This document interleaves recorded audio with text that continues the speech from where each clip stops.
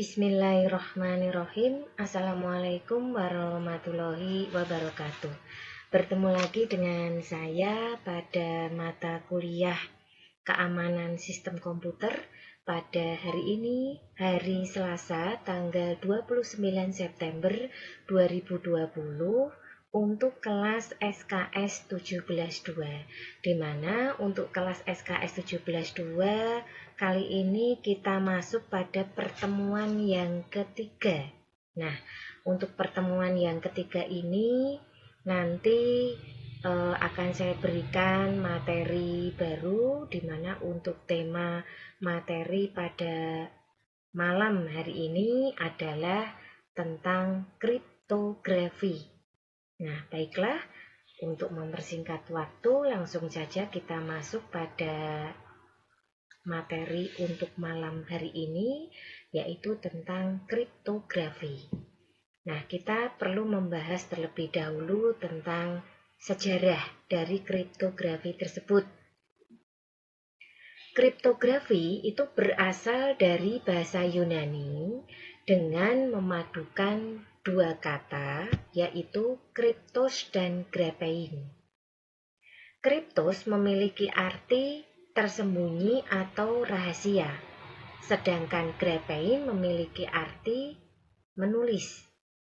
Makna kriptografi secara harfiah ialah menulis secara tersembunyi, dengan maksud untuk menyampaikan pesan yang perlu dijaga kerahasiaannya. Nah, ini kalau dilihat dari sejarah munculnya istilah kriptografi yang ternyata sudah dipergunakan sejak masa bangsa Yunani. Nah, berikutnya tujuan daripada adanya ilmu kriptografi ini adalah untuk melakukan berbagai upaya komunikasi. Ya, jadi komunikasi itu ada banyak cara, salah satunya dengan kriptografi ini.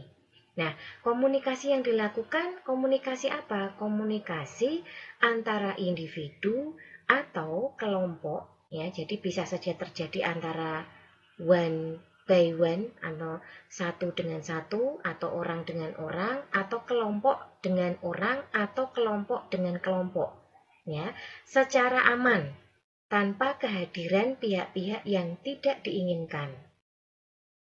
Salah satu tujuannya yang lain ialah menganalisis komunikasi yang sulit dipahami. Jadi tujuan yang pertama itu sebagai salah satu upaya atau cara melakukan komunikasi antara kedua belah pihak tanpa ada pihak yang tidak diinginkan hadir di situ. Dan tujuan yang lain adalah menganalisis komunikasi yang memang sulit dipahami. Nah, berdasarkan sejarah maupun pengertiannya dan tujuannya tadi, maka bisa kita lihat pengertian daripada kriptografi, suatu ilmu tentang teknik enkripsi naskah asli atau yang dikenal dengan plain text yang diacak, memanfaatkan sebuah kunci enkripsi sehingga naskah asli tersebut berubah menjadi naskah yang sulit dibaca atau ciphertext oleh pihak yang tidak memiliki kunci deskripsi. Ya, jadi ini merupakan teknik bagaimana melakukan enkripsi dari naskah asli menjadi sebuah naskah yang sulit untuk dibaca, terutama bagi pihak-pihak yang tidak memiliki akses untuk membaca pesan tersebut. Nah, berikutnya, menurut kronologi waktunya, untuk ilmu kriptografi dapat dibedakan menjadi dua pemahaman. Yang pertama yaitu kriptografi klasik, yang kedua adalah kriptografi modern. Nah, kira-kira apa yang menjadi ciri khas dari masing-masing kriptografi antara klasik dan modern tersebut? Kita akan bahas satu persatu. Yang pertama yaitu kriptografi klasik. Kriptografi klasik merupakan kriptografi yang dalam pembuatannya maupun analisisnya sama sekali tidak melibatkan komputer atau perangkat mesin. Jadi betul-betul manual. Alat-alat yang dipergunakan itu berkutat pada pemanfaatan seperti kertas, pena, batu, serta alat-alat lain yang tidak tergolong dalam perangkat mesin modern. Ya, jadi kita bisa menggunakan media itu untuk yang kriptografi klasik. Kemudian ciri khas dari kriptografi klasik ini lebih berbasis kepada karakter. Baik karakter tulisan maupun karakter pesan yang disampaikan. Ciri lainnya berupa penggunaan alat-alat yang masih terbilang tradisional karena pada waktu kemunculannya memang belum mengenal komputer atau belum muncul komputer seperti sekarang. Ya, jadi ini adalah kriptografi klasik. Pembuatan analisisnya tidak melibatkan media komputer atau perangkat mesin. Alat yang dipergunakan itu tergolong kepada alat klasik ya, jadi seperti kertas, pena, batu ya. Kemudian ciri khasnya itu lebih bersifat karakter baik dari sisi tulisan maupun pesan yang disampaikan. Kemudian ciri-ciri lainnya masih menggunakan benda-benda atau alat-alat tradisional. Nah, dicontohkan kriptografi untuk yang klasik seperti ini. Jadi lebih banyak ke simbol-simbol ya.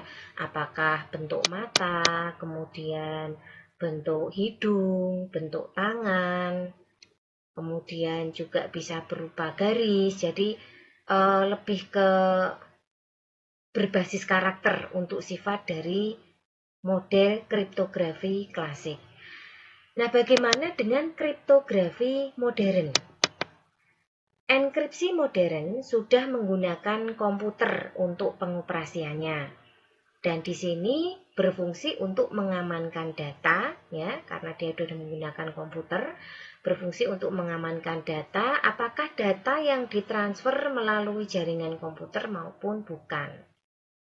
Ya, jadi benar-benar ada keamanan untuk sisi penyimpanan data. Hal ini sangat berguna untuk melindungi yang namanya privacy, data integrity, authentication, dan non-repudiation. Perkembangan algoritma kriptografi modern berbasis bit didorong oleh penggunaan komputer digital yang merepresentasikan data dalam bentuk biner. Algoritma kriptografi modern umumnya beroperasi dalam mode bit ketimbang mode karakter, seperti yang dilakukan pada chipper substitusi atau chipper transposisi dari algoritma kriptografi klasik. Operasi dalam metode bit berarti semua data dan informasi, apakah itu kunci, plain text maupun ciphertext, dinyatakan dalam rangkaian string, bit biner 0 dan 1. Algoritma enkripsi dan deskripsi memproses semua data dan informasi dalam bentuk mode bit. Rangkaian bit yang menyatakan plain text deskripsi menjadi ciphertext dalam bentuk rangkaian bit, demikian juga sebaliknya. Nah, ini untuk kriptografi modern sudah menggunakan perangkat yang disebut dengan komputer, dan ternyata ini menjaga baik keamanan data apakah dikirim lewat jaringan maupun tidak. Ya. Nah, kemudian ini adalah bentuk gambarnya, mungkin agak kurang jelas ya, prinsip dasar enkripsi. Ini ada pengirim, kemudian ini ada platform untuk penerima.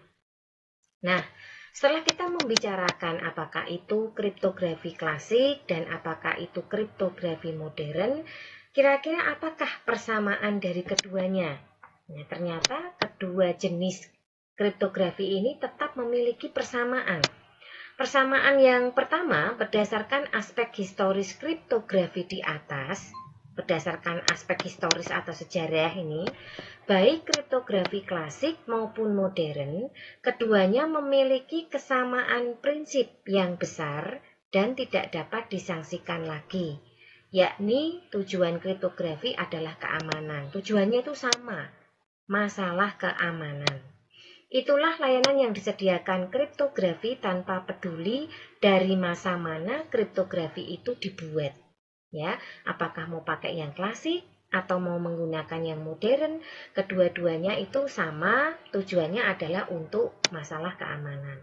Kemudian yang kedua, melalui layanan keamanan yang disediakan oleh jenis kriptografi tersebut, berbagai teks penting dapat terjaga kerahasiaannya dan keautentikannya, sehingga antar pihak yang berkorespondensi bisa saling menaruh kepercayaan. Kecuali apabila teknik pembuatan kriptografi bocor ke pihak yang tidak dikehendaki.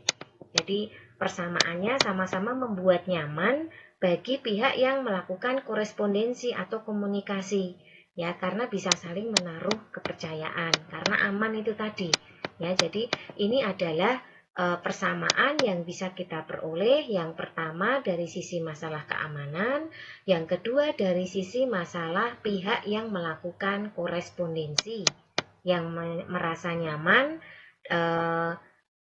dengan adanya kedua kriptografi ini, apakah yang klasik ataupun modern, karena saling menaruh kepercayaan. Nah, berikutnya ada 3 fungsi dasar di dalam algoritma kriptografi. Apa saja itu? Yaitu enkripsi, deskripsi, dan kunci. Nah, enkripsi sendiri merupakan proses menyembunyikan data pesan. Ya, mengubah plain text menjadi ciphertext. Sedangkan deskripsi merupakan kebalikan dari enkripsi. Berarti mengubah dari cipher menjadi plain text, karena kebalikannya ya.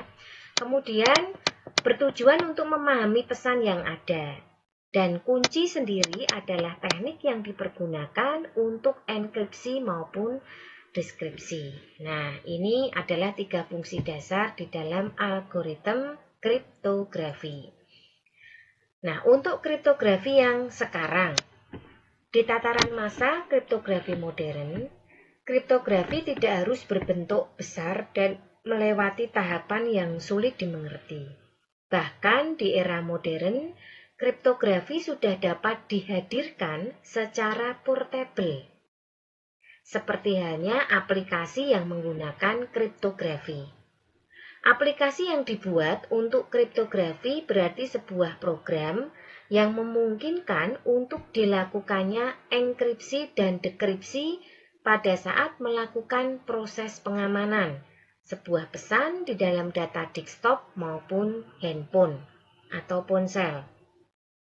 Aplikasi ini biasanya dipergunakan untuk mengamankan perangkat maupun isi di dalam perangkat itu sendiri dengan melakukan penguncian yang menggunakan metode algoritma kriptografi. Praktek semacam ini sangat akrab di lingkup kriptografi modern karena sarana dan prasarana yang sudah mendukung secara penuh. Ya, itu untuk situasi dan kondisi dari kriptografi di masa sekarang. Nah, berikutnya yaitu manfaat.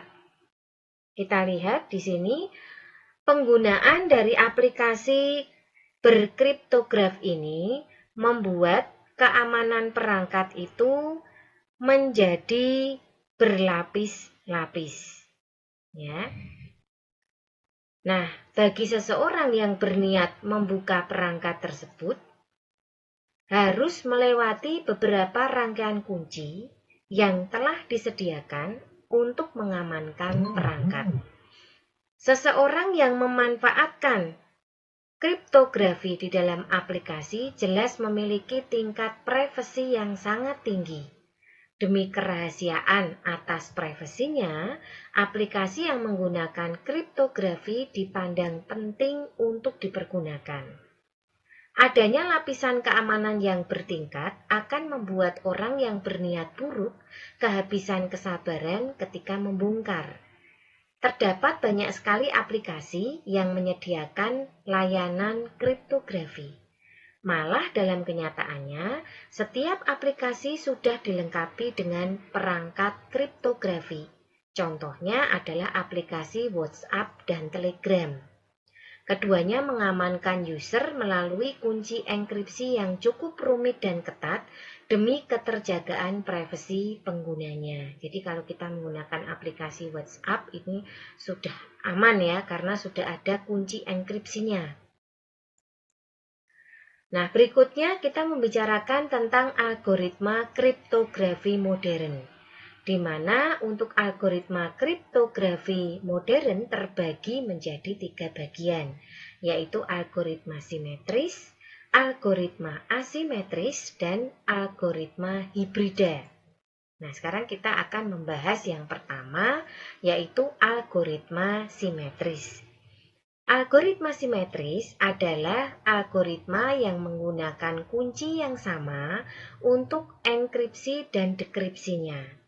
Algoritma kriptografi simetris sering disebut algoritma kunci rahasia, algoritma kunci tunggal, atau algoritma satu kunci, dan mengharuskan pengirim dan penerima menyetujui suatu kunci tersebut. Kelebihan dari kriptografi simetris, waktu proses untuk enkripsi dan dekripsi relatif lebih cepat. Hal ini disebabkan efisiensi yang terjadi pada pembangkit kunci. Maka proses relatif cepat, maka algoritma ini tepat digunakan pada sistem komunikasi digital secara real time seperti GSM. Contohnya, Alice ingin mengirim pesan X dengan aman menggunakan saluran umum kepada Bob. Alice menggunakan kunci XO yang sebelumnya telah disepakati Alice dan Bob. Untuk mengirim pesan XO X kepada Bob, dia akan dekripsi teks kode yang diterima dengan kunci yang sama dengan yang digunakan untuk memperoleh akses ke pesan yang diterima. Begitu juga sebaliknya. Nah, berikutnya ada algoritma asimetris. Algoritma asimetris ini adalah pasangan kunci kriptografi yang salah satunya dipergunakan untuk proses enkripsi dan satu lagi proses dekripsi. Semua orang yang mendapatkan kunci publik dapat menggunakannya untuk mengenkripsi suatu pesan. Sedangkan hanya satu orang saja yang memiliki rahasia itu. Dalam hal ini kunci rahasia. Untuk melakukan pembongkaran terhadap kode yang dikirim untuknya. Nah, sebagai contoh, algoritma yang terkenal menggunakan kunci asimetris adalah RSA, menggunakan singkatan dari nama penemunya yaitu Rives, Samir, dan Edelman. Berikutnya ada algoritma hibrida. Algoritma hibrida ini merupakan algoritma yang memanfaatkan 2 tingkatan kunci, yaitu kunci rahasia simetri yang disebut juga session key untuk enkripsi data, dan pasangan kunci rahasia adalah kunci publik untuk pemberian tanda tangan digital serta melindungi dari kunci simetris. Nah, berikutnya kita membahas algoritma kriptografi yang beroperasi dalam mode bit dapat dikelompokkan menjadi 2 kategori, yaitu chipper aliran dan chipper blok atau dikenal dengan istilah blok chipper. Untuk chipper aliran, algoritma kriptografi beroperasi pada plain text atau chipper text dalam bentuk bit tunggal, yang dalam hal ini rangkaian-rangkaian bit dienkripsikan atau dideskripsikan bit per bit.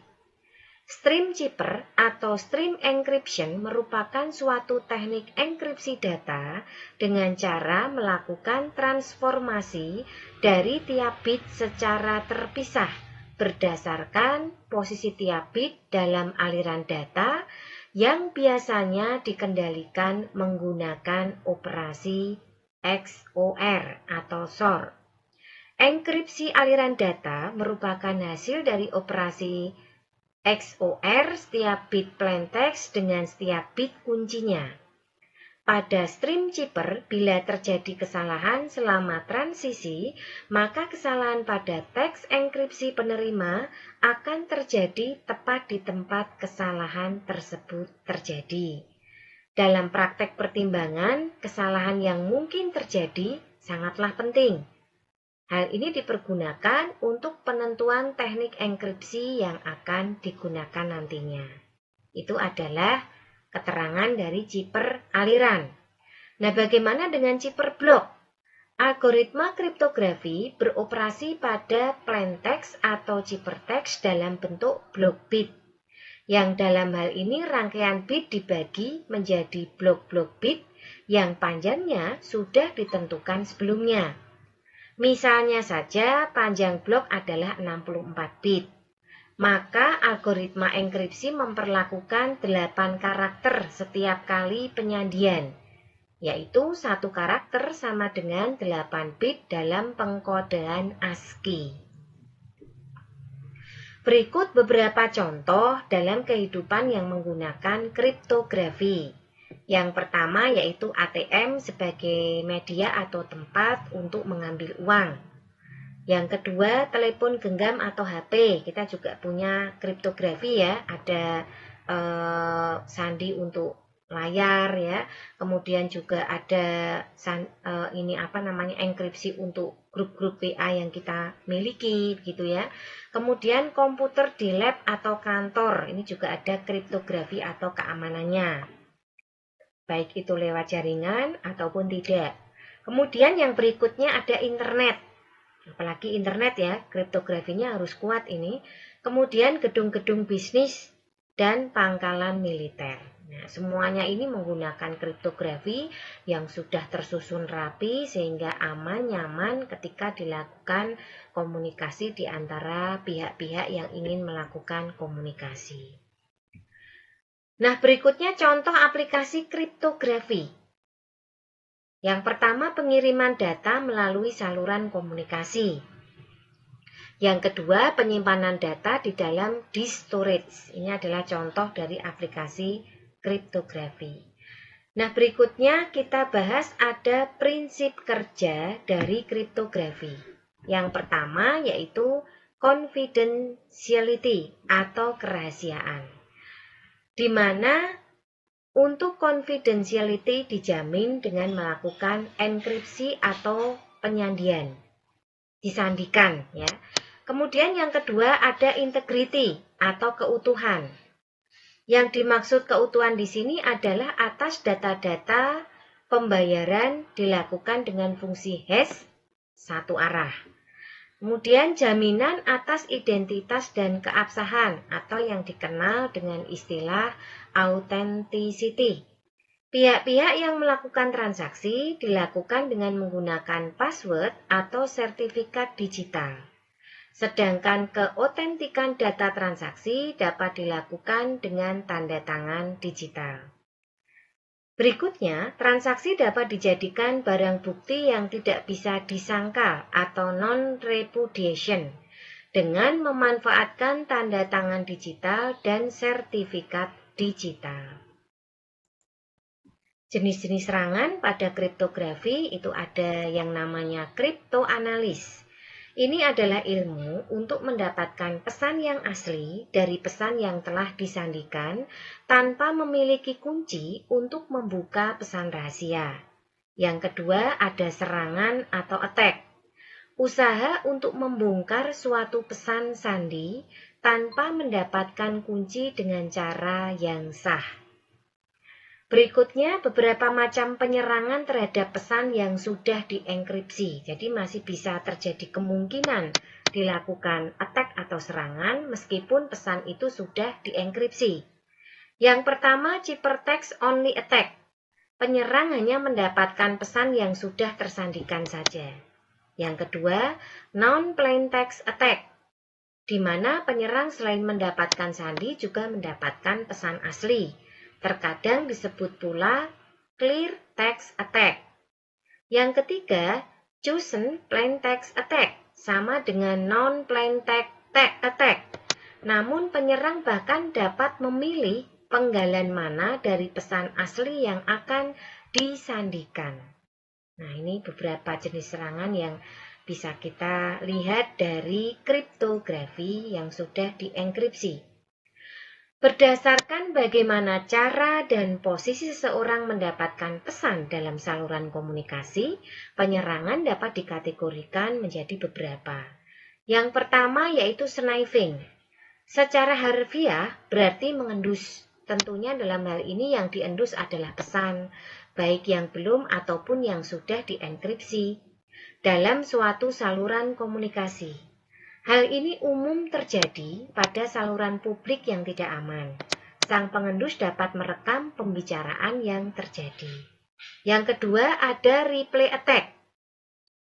Jika seseorang bisa merekam pesan-pesan handshake atau persiapan komunikasi, ia mungkin dapat mengulang pesan-pesan yang telah direkamnya untuk menipu salah satu pihak. Berikutnya ada spoofing. Penyerang bisa menyamar menjadi pihak yang ditipu. Semua orang dibuat percaya bahwa penyerang adalah pihak yang ditipu. Penyerang berusaha meyakinkan pihak-pihak lain bahwa tidak ada yang salah dengan komunikasi yang sekarang sedang dilakukan. Padahal komunikasi itu dilakukan dengan sang penipu atau penyerang. Contohnya, jika orang memasukkan PIN ke dalam mesin ATM palsu, yang benar-benar dibuat seperti ATM asli. Tentu sang penipu bisa mendapatkan PIN-nya dan kopi pita magnetik kartu ATM milik sang nasabah. Pihak bank tidak tahu bahwa telah terjadi kejahatan. Nah, berikutnya ada man in the middle. Jika spoofing terkadang hanya menipu satu pihak, maka dalam skenario ini, saat seseorang hendak berkomunikasi dengan pihak lain, sang penyerang di mata pihak pertama seolah-olah adalah pihak kedua yang sedang dihubungi. Dan penyerang tersebut dapat pula menipu pihak kedua, sehingga si penyerang seolah-olah adalah pihak pertama. Penyerang dapat berkuasa penuh atas jalur komunikasi ini dan bisa membuat yang disebut dengan berita fitnah. Nah, dari semua yang dijelaskan tadi, kita bisa mengambil kesimpulan. Ketika kita bekerja dengan data bersama atau dalam komputer yang terhubung dalam sebuah jaringan umum, maka penting sekali untuk melindungi file data kita dari akses orang-orang yang tidak kita kehendaki. Salah satu metode melindungi file data dan membatasi akses terhadapnya adalah dengan menggunakan kriptografi. Berbagai macam aplikasi kriptografi yang telah dipergunakan dalam pengamanan data. Mulai dari yang sederhana, mudah dipelajari, sampai dengan yang cukup rumit. Baik, kira-kira itu tadi materi untuk malam ini yang bisa saya sampaikan. Dan seperti biasa, pada kesimpulan ini tadi ada kelanjutannya ya. Beberapa contoh aplikasi yang bisa kita pergunakan dari kriptografi ini ada kriptografi sederhana metode Caesar. Sistem sandi Caesar ini dilakukan dengan menggeser deretan huruf atau alfabet 3 langkah ke depan guna mendapatkan alfabet baru yang dipergunakan untuk mengirimkan pesan rahasia. Nah, untuk kriptografi sederhana metode Vigenère, sistem sandi Caesar tetapi dengan pergeseran alfabet yang berlainan disesuaikan dengan kata kuncinya. Password kunci untuk memasuki sebuah sistem. Berikutnya ada USB flash disk ya. Di sini untuk mengatasi agar data yang jatuh ke tangan orang lain tetap terjaga kerahasiaannya. Beberapa di antaranya ada CryptoStick TM, Micro Drive AS, BioDrive, Desklog.